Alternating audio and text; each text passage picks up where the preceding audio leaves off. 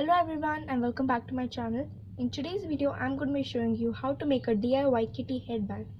So the materials you're going to be needing is a plain blank headband, hot glue gun or super glue, some artificial flowers and wire.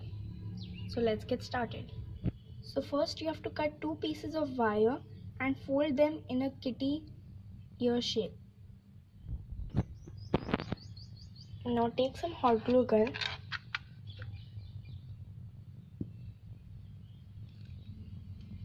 and apply some glue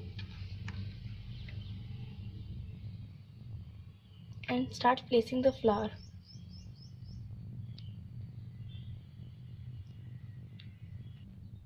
Make both the cat ears in the same way and stick it to the headband. And your DIY cat headband is ready. Thank you for watching my video. If you like it, then give it a big thumbs up and subscribe to my channel for more such videos.